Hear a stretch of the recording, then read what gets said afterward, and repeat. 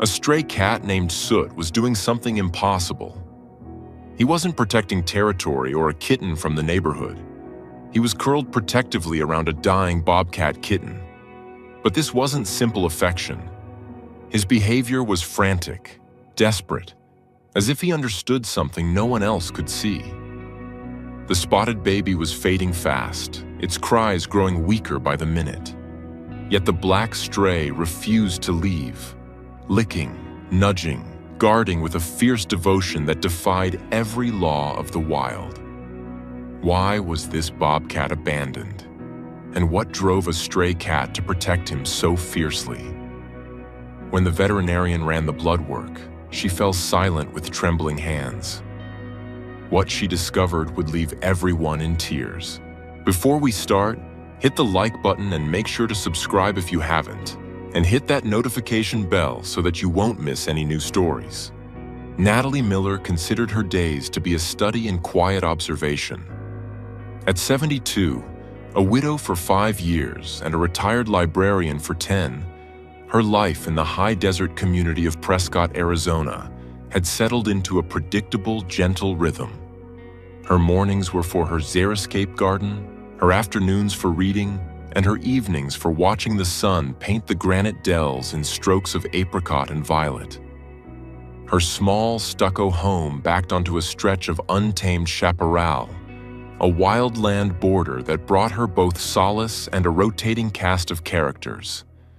There were the chatty quail, the brazen rabbits, and, for the past several on and off months, a shadow. He was a stray cat, jet black and all angles, with ribs that showed even through his dusty fur and a wariness that felt absolute. He was a ghost, melting away if she so much as slid her glass door open. Natalie, a precise woman, had taken to calling him Soot in her head. She left a small bowl of dry kibble by the lavender bushes, but she wasn't sure he ever ate it. The javelinas or raccoons probably got it first. On a blisteringly hot Tuesday in July, the rhythm of her morning broke. She was pruning a resilient bougainvillea when she saw him. Soot was not in his usual spot, a sliver of shade under the juniper. He was out in the open, near a cluster of prickly pear, and he was not alone. He was curled into a tight, protective crescent. Tucked against his belly was another, smaller creature. At first, Natalie's heart softened. A kitten. Soot was a tomcat, or at least she assumed he was. But perhaps he had a paternal streak.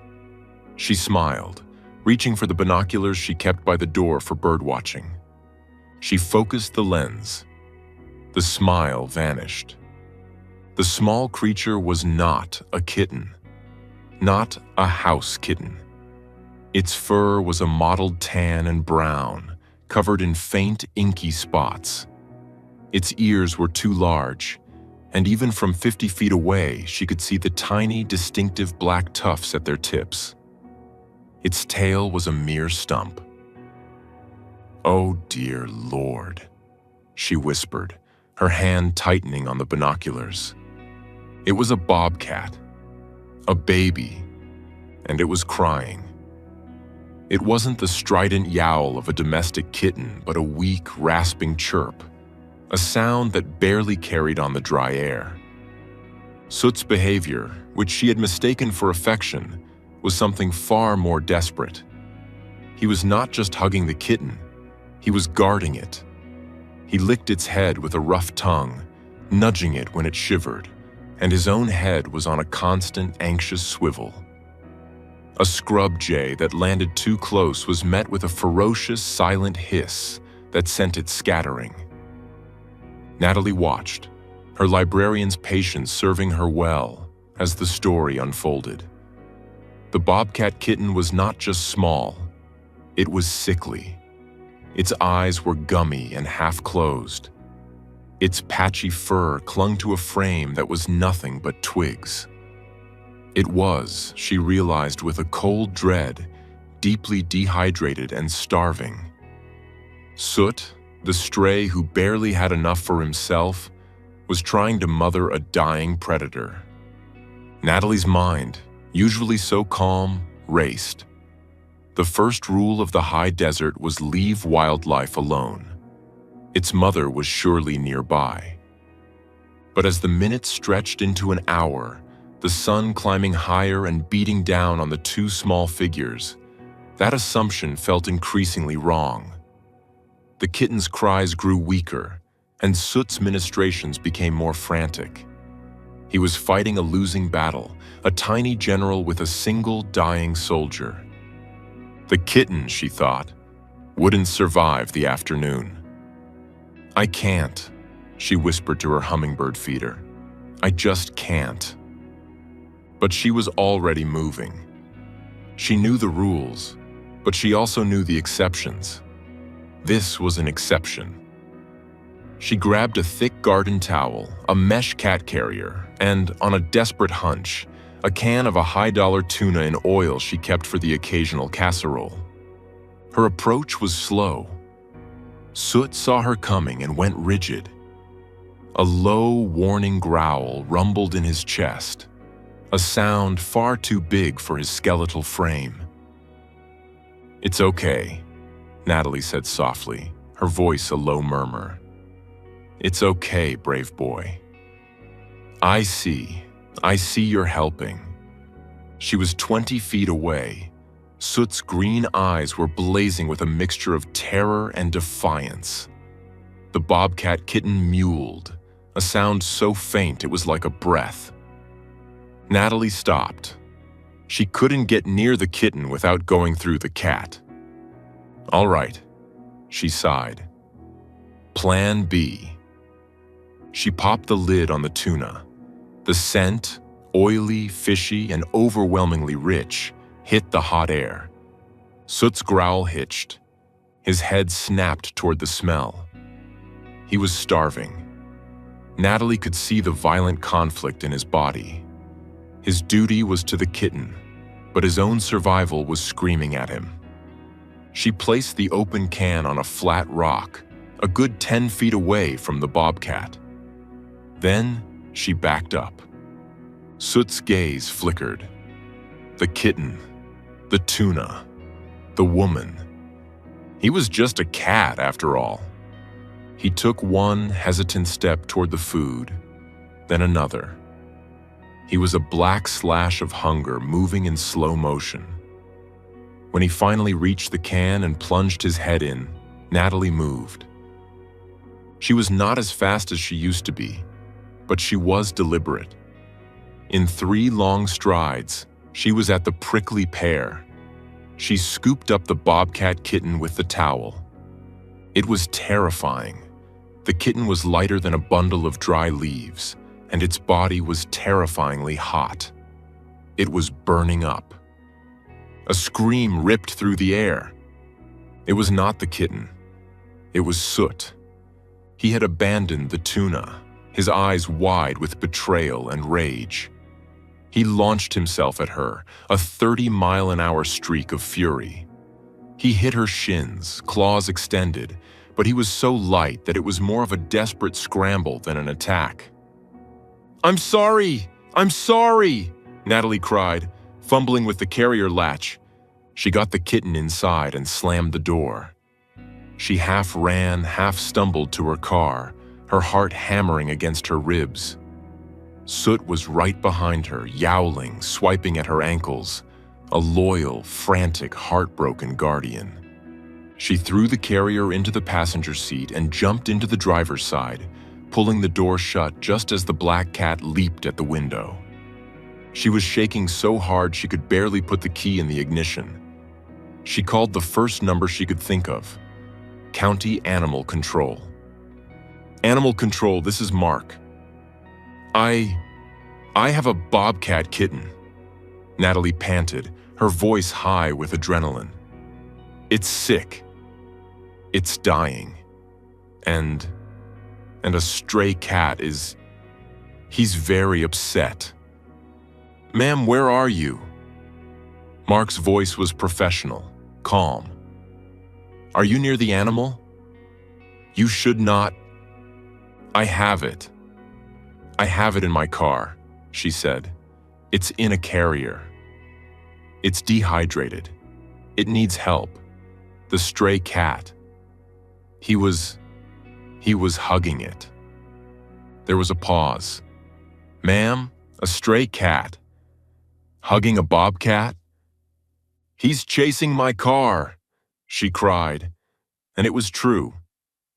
As she pulled out of her driveway, Soot was running alongside the blue Subaru, his mouth open in a desperate, silent yowl, his legs pumping as he tried to keep up with the metal beast that had stolen his friend. "Oh, you poor, brave, stupid thing," Natalie sobbed, her heart breaking for the second time that day. Mark, sensing the genuine panic, gave her a new directive. "Okay, ma'am. Don't come to the shelter. Drive to the public library downtown. I'll meet you there. It's closer. I'll be there in 5. She drove, her eyes flickering between the road and the tiny, still form in the carrier. Soot, impossibly, kept pace for 2 blocks before he fell behind, a dwindling black spot in her rearview mirror. Downtown Prescott was bustling. It was Farmers Market Day. Natalie found a parking spot near the library, her hands clammy. She got out, waiting for the AC truck. She was terrified to look in the carrier, terrified the kitten was already gone. She unlatched the door just to check. "Still with me, little one?" The kitten's eyes were closed. It didn't seem to be breathing.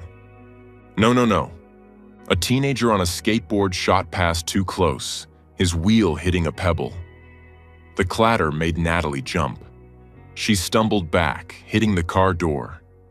The carrier, which she'd left on the seat, tipped. And the Bobcat kitten, which she had thought was comatose, tumbled out. It hit the pavement, and with a final adrenaline-fueled burst of terror, it was gone. It was just a brown and tan streak, vanishing into the forest of legs at the farmer's market. "No!" Natalie screamed. People turned. What was that? Was that a... "Ma'am, are you okay?" Natalie's world went into a slow-motion panic. She was scanning the crowd, her eyes darting between shopping bags and strollers. It was gone. She had taken it from its only protector and lost it. And then she saw him.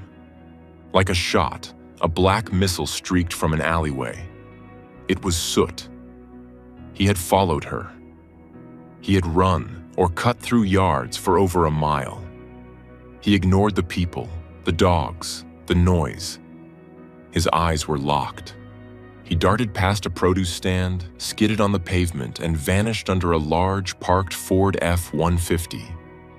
A moment later, from beneath the truck, came a single, weak chirp. Natalie ran, pushing past a man with a bag of kettle corn. "Excuse me. Pardon me." A small crowd gathered. "Ma'am, what's wrong?" "It's under the truck," she panted, dropping to her hands and knees on the hot pavement. And there, in the deep shade of the chassis, was the tiny, trembling, spotted kitten. Curled around it, his back to the world and his body shielding the baby from the massive, terrifying tires, was Soot. He was hissing at the truck's differential, a loyal, immovable guardian returned to his post. He found him," a woman whispered. Just then, the animal control truck pulled up. A man in a khaki uniform, Mark, stepped out and took in the scene. The crowd, the old woman on her knees, and the 2 animals under the truck. "Well," he said, pushing his cap back, "you were right. He is upset." Natalie, her face streaked with tears and dust, looked up at him. "You have to be gentle. Please. The kitten is terrified. And the cat won't leave him." Mark, to his credit, was a good man. He saw the bond. He didn't come out with a catch pole. He got a bowl of water and a small, meat paste-filled syringe. He lay down on his stomach. "Hey there, fellas," he said, his voice a low rumble. "You've had a day. How about we get you out of there?" He slid the water under. They heard lapping. Then he pushed the food syringe. Soot, ever the protector, sniffed it first, then ignored it, hissing. But the Bobcat kitten, smelling actual food, crept forward. It took 20 minutes. 20 minutes of Mark's patient murmuring, of Natalie shooing the crowd back, of Soot growling at any shadow that moved. Finally, the kitten, driven by starvation, crept into the open. Mark gently, swiftly netted him. The separation was brutal. As the kitten was placed in Mark's secure, climate-controlled carrier, Soot let out a sound of pure, unadulterated grief. He dashed out from under the truck, launching himself at the carrier, but Mark was too quick. He blocked the cat, who skidded to a halt, a picture of desperate confusion. "I'm taking him straight to Dr. Allen's clinic," Mark said to Natalie, his voice tight with emotion. "It's closer than the rehab center. This little guy needs an IV stat." He loaded the Bobcat into his truck. As he pulled away, Natalie was left on the curb with the stray cat. Soot sat on the pavement, trembling, watching the truck disappear. He looked lost, his purpose stolen from him. He had faced down starvation, a mile-long run, and a crowd of humans, all for his baby, and he had failed. He looked up at Natalie. His green eyes were no longer fierce, just empty. Natalie's heart, which she thought had broken its final piece, found one more way to crack. She opened the door to her own car. "He's gone, brave boy," she whispered. "He's gone to the doctor." She reached down, slowly. The cat didn't move. He was too exhausted, too broken. She scooped him up. He was all bone, weighing less than the towel she'd used on the kitten. She put him on the passenger seat. He didn't fight. He just curled into a tight black ball, his face to the door, and trembled. Natalie drove home. The call came 5 hours later. Natalie had spent the afternoon coaxing Soot, now officially Smokey, a name that felt more permanent, out from under her bed. He wouldn't eat. He wouldn't drink. He just waited. "Mrs. Miller?" "This is Dr. Allen. Mark from Animal Control brought in that Bobcat kitten." The vet sounded tired. "Natalie, it's bad. It's really bad." "The dehydration?" Natalie asked, her hand twisting the phone cord. "Worse," Dr. Allen said. Her voice dropped. "We ran blood work. He's full of anticoagulant rodenticide, rat poison." Natalie's hand flew to her mouth. The air left her lungs. "Oh my God." "He's bleeding internally," the vet said, her voice thick. "It's why he was so weak. It's why his mother likely abandoned him. She would have known he was a lost cause." Natalie sank into a chair, the tears she'd been holding back all day finally coming. The cat. Smokey. "Mrs. Miller," Dr. Allen said, and Natalie could hear the tears in the vet's own voice. That kitten's body temperature was 94 degrees. He was in the advanced stages of hypothermia, even in this heat. The poison was wrecking his ability to regulate. Dr. Allen took a shaky breath. That stray cat. He wasn't just guarding him, Natalie. He was hugging him to stop the cold. The cat's body heat was the only thing keeping that kitten's heart beating. He knew. Somehow, that magnificent little cat knew his friend was cold, and he was trying to give him all the warmth he had. This was the discovery. This was the moment the world tilted. It wasn't just protection. It was a conscious, desperate act of life-saving. "That cat," Dr. Allen said, her voice breaking, "is the only reason this kitten had a chance. Will he make it?" Natalie whispered. "We've given him a blood transfusion from our clinic cat, and he's on a heavy-duty vitamin K therapy. It's 50-50. But he's a fighter. And Mark told me about the stray. How is he?" Natalie looked at the black, trembling ball under her bed. "He's here. He won't eat. He's just waiting for his friend." The next few days were a vigil. Natalie sat on the floor by her bed, reading a novel aloud, just so Smokey could hear a calm voice. She told him the updates she got from the clinic. "He's holding his own, Smokey," she'd murmur. Dr. Allen said he stood up. "He ate today, brave boy. He ate a little bit of food." On the third day, Smokey crept out from under the bed. He was still thin, but his eyes were clearer. He walked over to Natalie and, for the first time, pushed his head into her hand. He started to purr, a rusty, halting sound. Then he walked to the bowl of food she'd left out and began to eat. The kitten, now named Bobby by the clinic staff, survived. He was a miracle, but he was also a problem. "Natalie, we have a strange situation," Dr. Allen called to report a week later. "Bobby is physically recovered.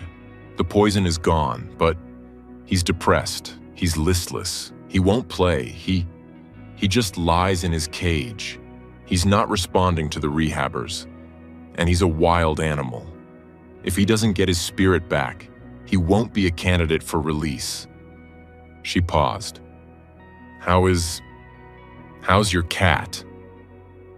Natalie looked at Smokey, who was sitting by the front door, staring at it, as he had for 3 days, as if waiting for a small, spotted friend to be returned.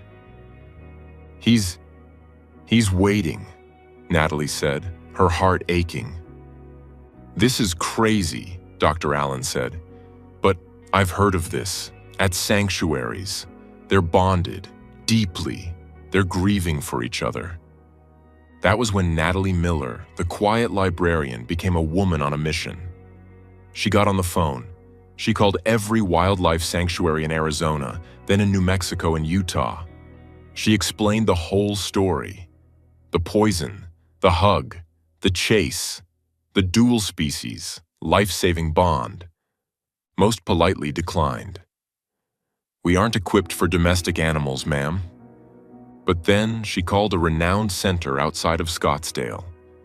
The director, a woman named Sarah, listened to the entire story without interrupting. "He saved his life," Natalie finished, her voice passionate. "He was hugging him to keep him from freezing. And now they're both just giving up." Sarah was quiet for a long moment. "It's highly unusual, Mrs. Miller. But we've seen stranger things.